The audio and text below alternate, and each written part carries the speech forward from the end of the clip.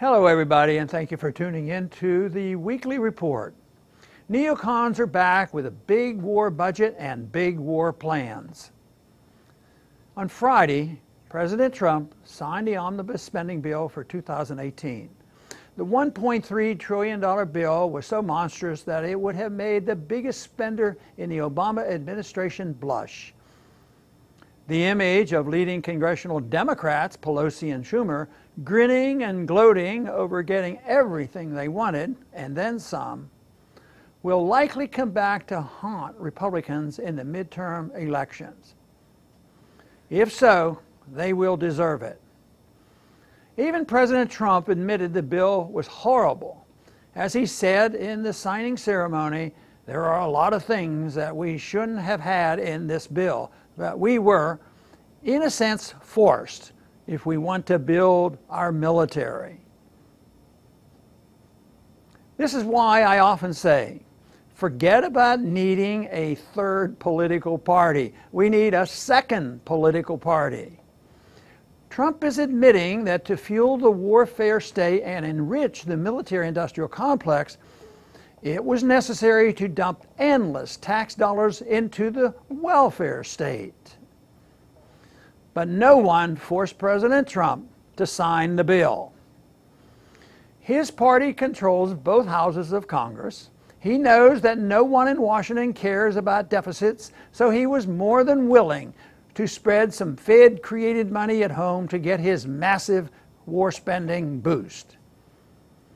And about the militarism funded by the bill, Defense Secretary James Mattis said at the same press conference that, as the President noted, today we received the largest military budget in history, reversing many years of decline and unpredictable funding.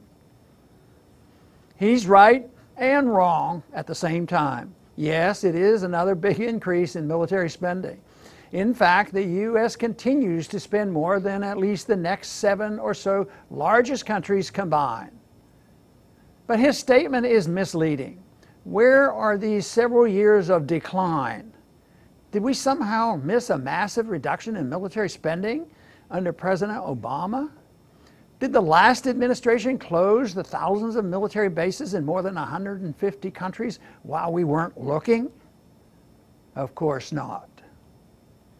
On militarism, the Obama administration was just an extension of the Bush administration, which was an extension of the militarism of the Clinton administration, and so on. The military-industrial complex continues to generate record profits from fictitious enemies. The mainstream media continues to play the game, amplifying the war propaganda produced by the think tanks, which are funded by the big defense contractors. This isn't a conspiracy theory. This is a conspiracy fact.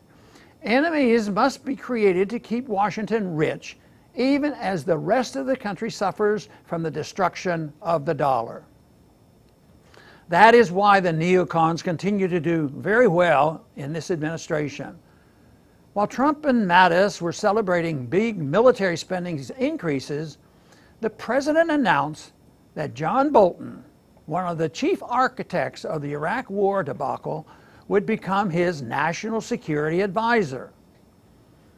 As former CIA analyst Paul Pillar has written, this is a man who, while at the State Department, demanded that intelligence analysts reach predetermined conclusions about Iraq and weapons of mass destruction. He cooked the books for war. Bolton is on the record calling for war with Iran, North Korea, even Cuba.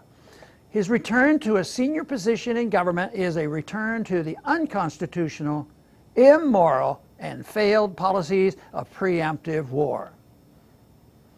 Make no mistake, the neocons are back and looking for another war. They've got the president's ear. Iran, North Korea, Russia, China. Who's next for the warmongers? Thanks for listening.